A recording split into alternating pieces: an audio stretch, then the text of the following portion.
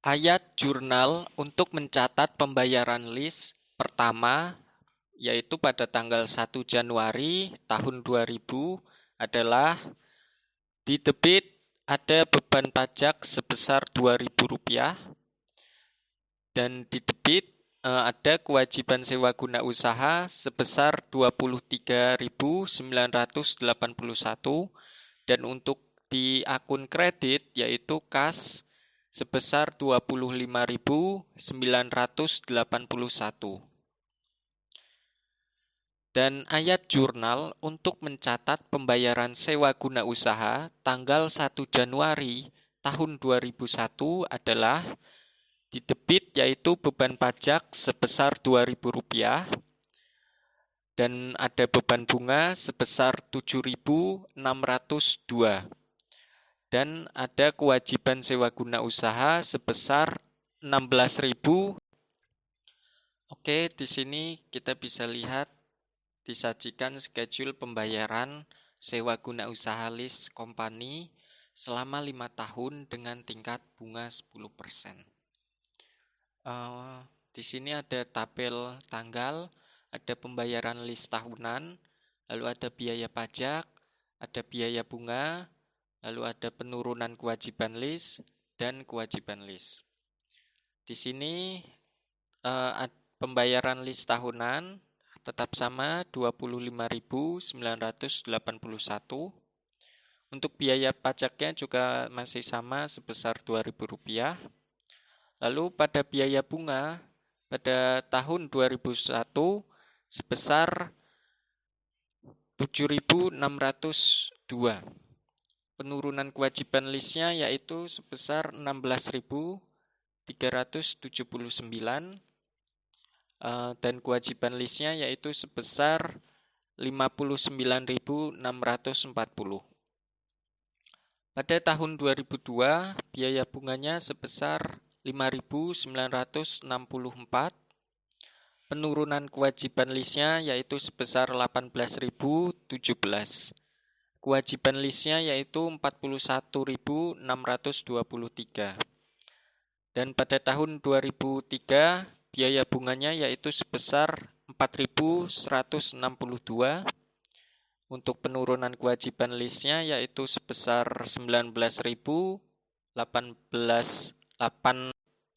Selanjutnya yaitu ayat jurnal untuk mencatat penyusutan peralatan sewa guna usaha selama 5 tahun dengan metode garis lurus tanggal 31 Desember tahun 2000 adalah beban penyusutan aktiva SGU atau sewa guna usaha sebesar Rp20.000 di kolom debit, dan untuk di kolom kredit yaitu akumulasi penyusutan aktiva SGU sebesar Rp20.000.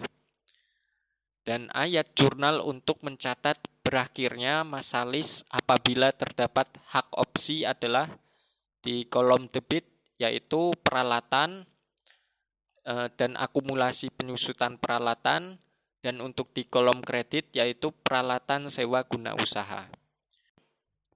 Oke, selanjutnya yaitu akuntansi sewa guna usaha dalam laporan keuangan lessor. Dalam pasal 18 dinyatakan bahwa dalam direct financing list pembayaran sewa guna usaha minimum ditambah dengan nilai sisa yang tidak dijamin yang diperhitungkan sebagai manfaat lessor harus dicatat sebagai penanaman bruto dalam sewa guna usaha. Selisih jumlah penanaman bruto dengan harga perolehan akan dicatat sebagai pendapatan yang belum diakui yang akan dialokasikan selama masa sewa guna usaha untuk menghasilkan suatu tingkat pengembalian berkala terhadap penanaman neto dalam sewa guna usaha. Penanaman bruto dikurangkan dengan pendapatan yang belum diakui akan merupakan penanaman neto dalam sewa guna usaha. Pengelompokan penanaman neto sebagai aktiva lancar dan aktiva jangka panjang dalam neraca dilakukan sesuai dengan ketentuan yang berlaku. Sedangkan dalam pasal 19 dinyatakan bahwa dalam operating list barang modal yang menjadi objek sewa guna usaha akan dicatat sebagai aktiva yang disewa guna usahakan dan disajikan mendahului atau segera setelah aktiva tetap dalam neraca lisor. Penyusutan dilakukan berdasarkan cara yang lazim dilakukan lisor untuk penyusutan aktiva tetap lainnya, dan akumulasi penyusutannya dikurangkan atas penanaman dalam sewa guna usaha tersebut. Pembayaran sewa guna usaha dalam operating lease akan dilaporkan sebagai pendapatan selama masa sewa guna usaha pada saat terhutang oleh lease sesuai dengan ketentuan dalam kontrak sewa guna usaha. Meskipun pembayaran sewa guna usaha berbeda dengan metode garis lurus, namun pengakuan sebagai pendapatan dilakukan dengan metode garis lurus. Kecuali apabila terdapat dasar lain yang lebih sistematik dan mencerminkan pola waktu pengurangan manfaat aktiva akibat penggunaan. Pada setiap tanggal neraca dalam suatu direct financing lease harus diungkapkan secara layak jumlah pembayaran sewa guna usaha minimum yang harus diterima untuk setiap tahun sampai tahun kelima. Nilai sisa yang tidak dijamin yang diperhitungkan. Oke, berikutnya yaitu akuntansi sewa guna usaha dalam laporan keuangan lease. Dalam pasal 10 dinyatakan bahwa dalam kapitalis, lease harus mencatat barang modal sewa guna usaha sebagai aktiva dan kewajiban pada suatu jumlah yang sama dengan nilai tunai pembayaran sewa guna usaha minimum selama masa sewa guna usaha pada saat permulaan sewa guna usaha. Dalam hal jumlah yang ditentukan terhadap aktiva yang disewa guna usahakan melebihi nilai pasar yang wajar pada saat permulaan sewa guna usaha, jumlah yang dicatat sebagai aktiva dan kewajiban harus tetap berdasarkan jumlah nilai pasar yang wajar. Selama masa sewa guna usaha, setiap pembayaran sewa guna usaha akan dialokasikan sebagai pengurang kewajiban serta biaya bunga.